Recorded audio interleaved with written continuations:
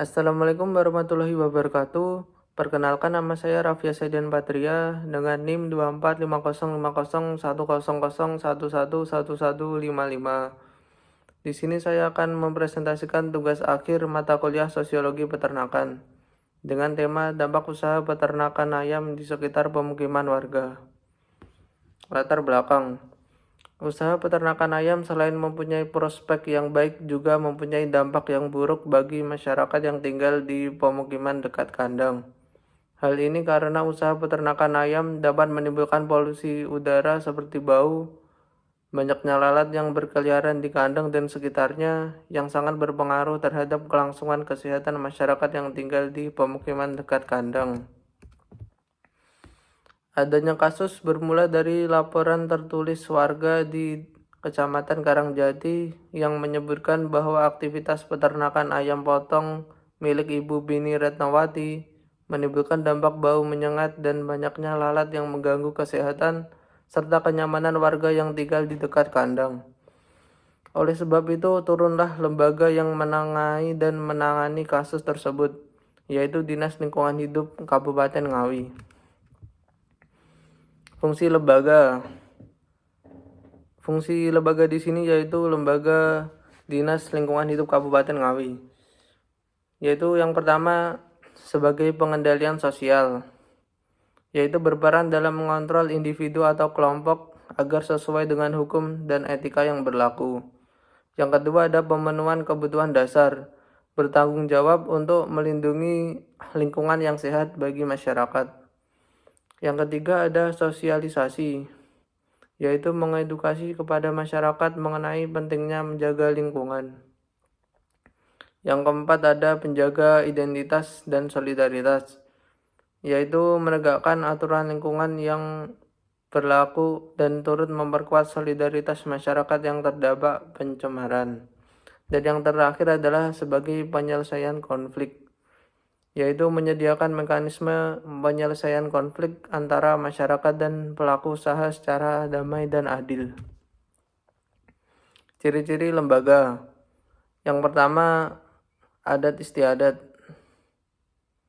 yaitu musyawarah dan mufakat. Yang kedua ada kekekalan, yaitu masyarakat mendukung dan memelihara lembaga. Yang ketiga ada tujuan, untuk menjaga kelestarian lingkungan seperti memastikan bahwa peternakan ayam tidak merusak lingkungan sekitar.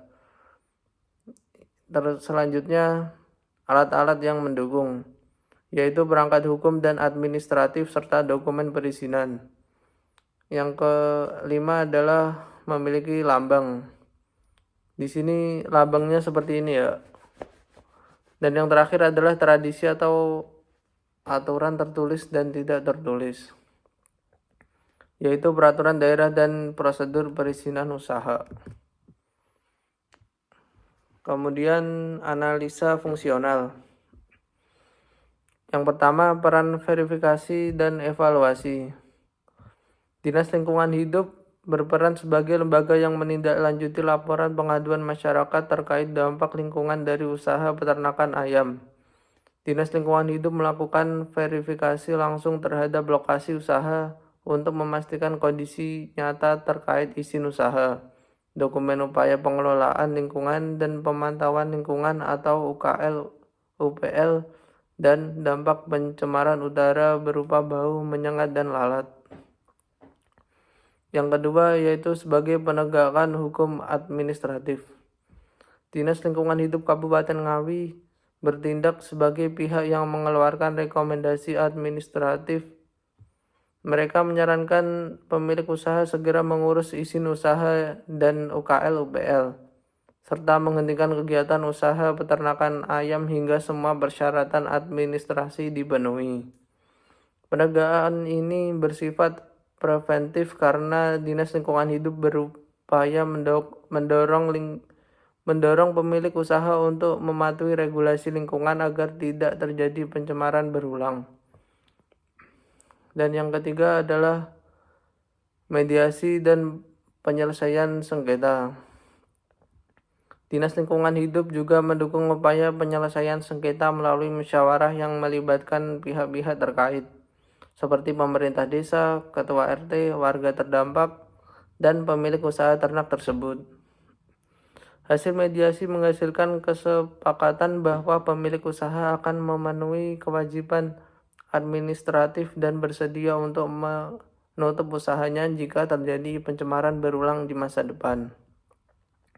Dan yang terakhir adalah monitoring dan pengawasan. Dinas Lingkungan Hidup memiliki fungsi untuk memantau kepatuhan pemilik usaha terhadap kesepakatan yang telah dibuat, terutama terkait pengelolaan lingkungan.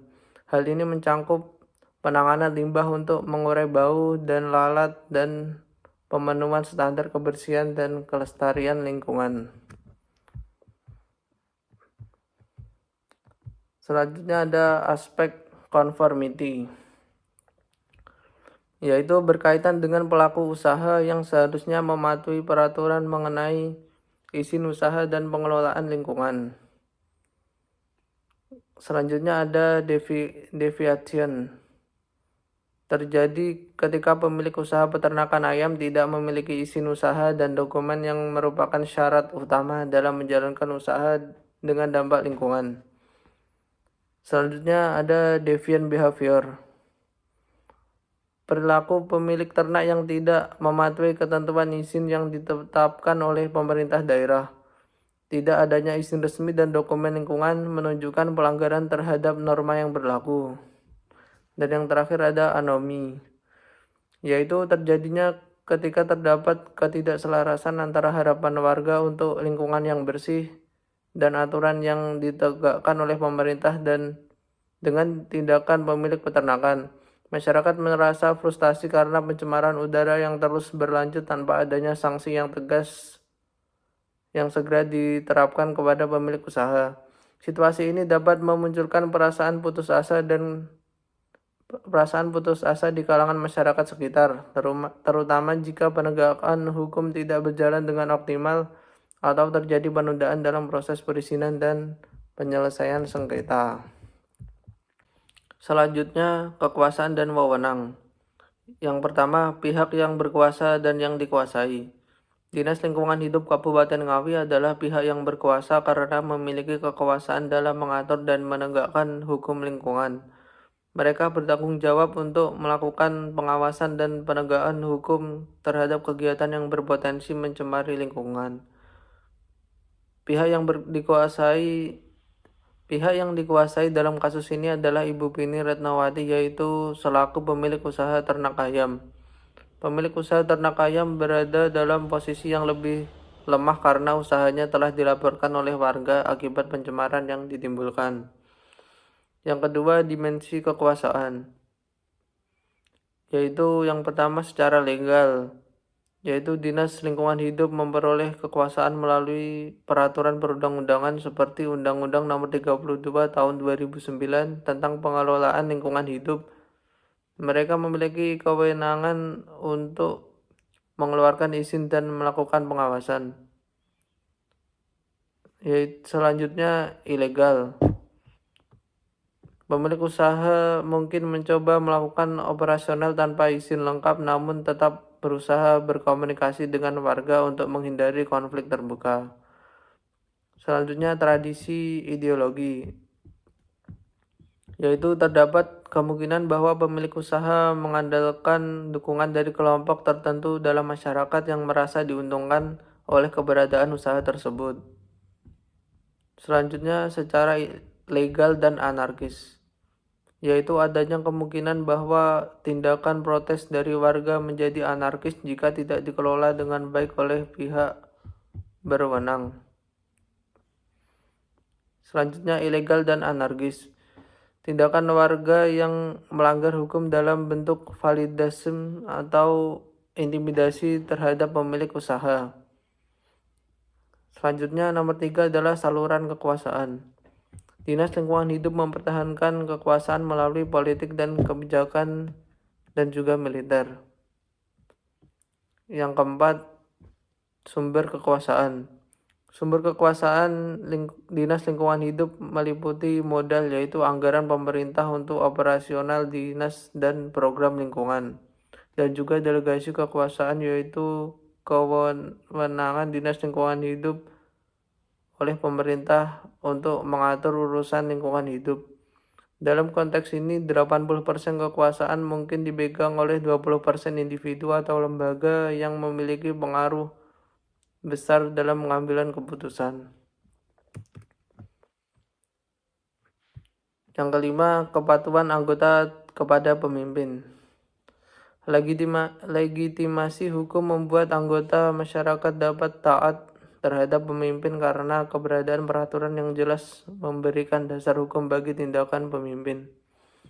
Yang keenam, ada unsur-unsur, yaitu pihak berkuasa dan pihak dikuasai, dimensi kekuasaan, saluran kekuasaan, sumber kekuasaan, dan kepatuhan anggota. Yang ketujuh, ada cara mempertahankan kekuasaan, yaitu penegakan hukum melalui tindakan administratif atau hukum terhadap pelanggaran lingkungan.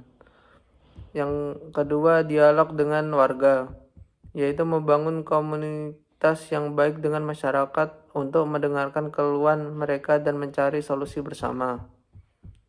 Dan yang terakhir adalah pendidikan dan penyuluhan, yaitu memberikan informasi kepada masyarakat tentang pentingnya menjaga lingkungan hidup agar mereka lebih memahami peran serta tanggung jawab masing-masing. Selanjutnya, perubahan sosial.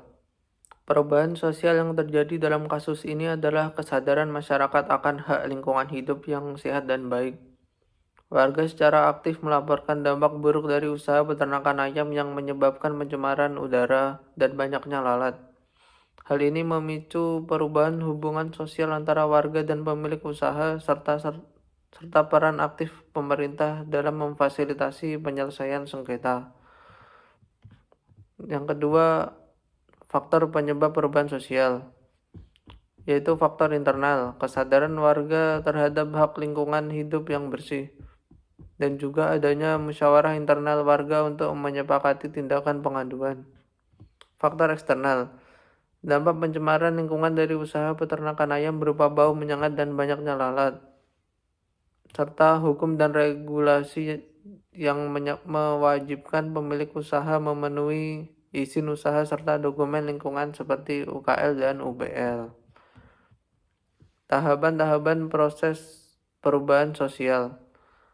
Yang pertama, tahapan identifikasi masalah.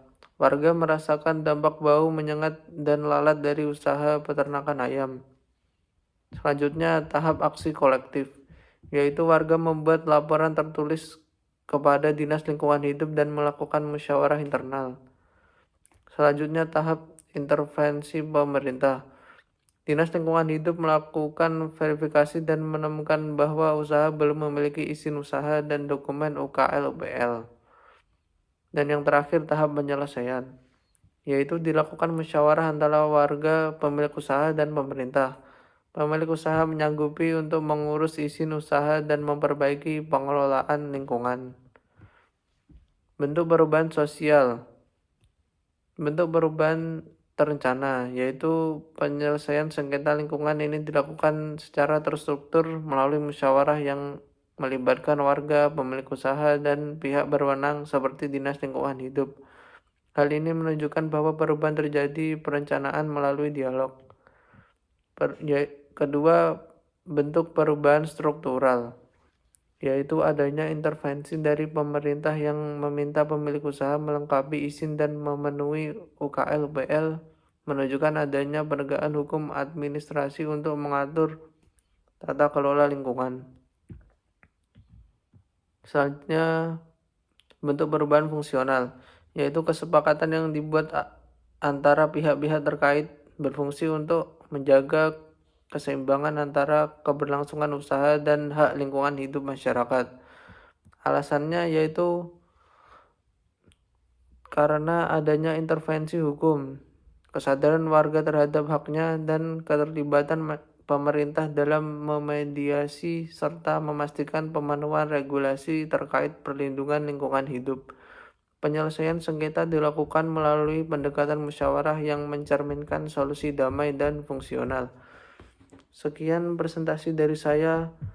Kalau ada salah kata, ada kurang lebih, mohon maaf. Wassalamualaikum warahmatullahi wabarakatuh.